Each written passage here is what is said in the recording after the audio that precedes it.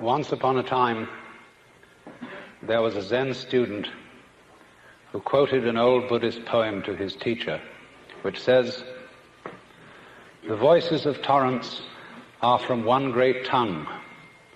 The lines of the hills are the pure body of Buddha." "Isn't that right?" he said to the teacher. "It is," said the teacher, "but it's a pity to say so."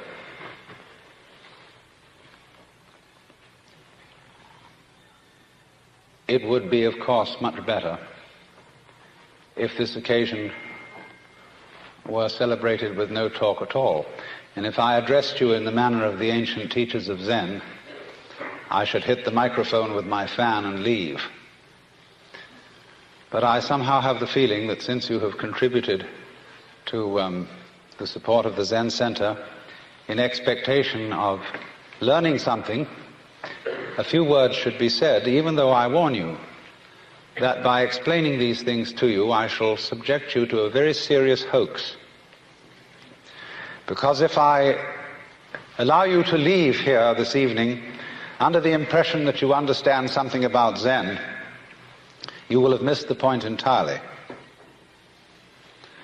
Because Zen is a way of life, a state of being that is not possible to embrace in any concept whatsoever. So that any concepts, any ideas, any words that I shall put across to you this evening will have as their object showing you the limitations of words and of thinking. Now then, if one must try to say something about what Zen is, and I want to do this by way of introduction, I must make it emphatic that Zen, in its essence, is not a doctrine. There's nothing you're supposed to believe in. And it's not a philosophy in our sense, that is to say, a set of ideas, an intellectual net in which one tries to catch the fish of reality. Actually, the fish of reality is more like water. It always slips through the net, and in water, you know, when you get into it, there's nothing to hang on to. All this universe is like water. It is fluid, it is transient, it is changing. And when you're thrown into the water after being accustomed to living on the dry land, and you're not used to the idea of swimming, you try to stand on the water, you try to catch hold of it, and as a result you drown. And the only way to survive in the water, and this refers particularly to the waters of modern philosophical confusion, where God is dead, metaphysical propositions are meaningless, and there's really nothing to hang on to, because we're all just falling apart. And the only thing to do under those circumstances is to learn how to swim. And to swim, you relax. You let go. You give yourself to the water, and you have to know how to breathe in the right way. And then you find that the water holds you up. Indeed, in a certain way, you become the water. And so in the same way, one might say, if one attempted to, again I say misleadingly, to put Zen into any sort of concept, it simply comes down to this: that in this universe there is one great energy, and we have no name for it. People have tried various names for it, like God, like Brahman, like Tao. But in the West, the word God has got so many funny associations attached to it that most of us are bored with it. When people say God the Father Almighty, most people feel funny inside. And so we like to hear new words. We like to hear about Tao, about Brahman, about Shinyo and Tathata, and such strange names from the Far East, because they don't carry the same associations of mawkish sanctimony and funny meanings from the past. And actually, some of these words that the Buddhists use for the basic energy of the world really don't mean anything at all. The word Tathata, which is translated from the Sanskrit into suchness or thusness or something like that, really means something more like dadada, based on the word tat, which in Sanskrit means that, And so in Sanskrit it is said, tattvam asi, that thou art, or in modern American, you're it. But da, that's the first sound a baby makes when it comes into the world. Because the baby looks around and says, da, da, da, da, da, that. And fathers flatter themselves and think it's saying dada, which means daddy. But according to Buddhist philosophy, all this universe is one tathata.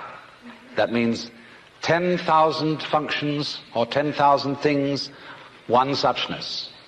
And we're all one suchness. And that means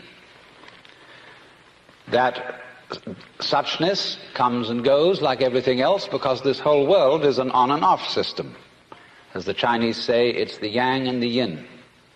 And therefore it consists of now you see it, now you don't, here you are, here you aren't, here you aren't. Because that's the very nature of energy, to be like waves, and waves have crests and troughs. Only we, being under a certain kind of sleepiness or illusion, imagine that the trough is going to overcome the wave or the crest. The yin, the dark principle, is going to overcome the yang or the light principle. And that off is finally going to triumph over on. And we, shall I say, bug ourselves by indulging in that illusion. Gee, supposing darkness did win out, wouldn't that be terrible? And so we're constantly trembling and thinking that it may, because after all, isn't it odd that anything exists?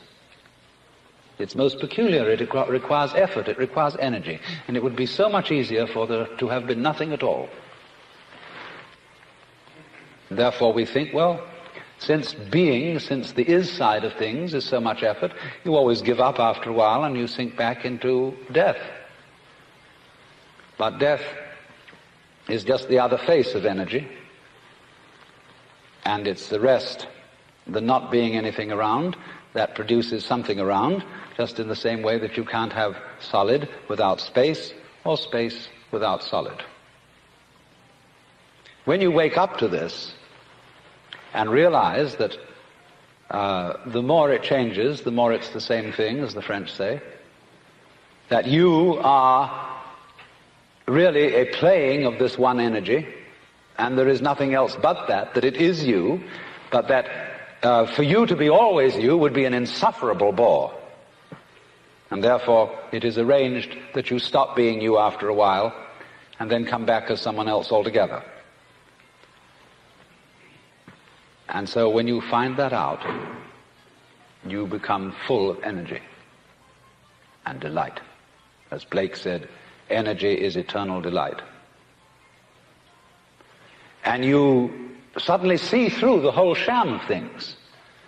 You realize you're that. We won't put a name on it. You're that. And you can't be anything else. So you are relieved of fundamental terror.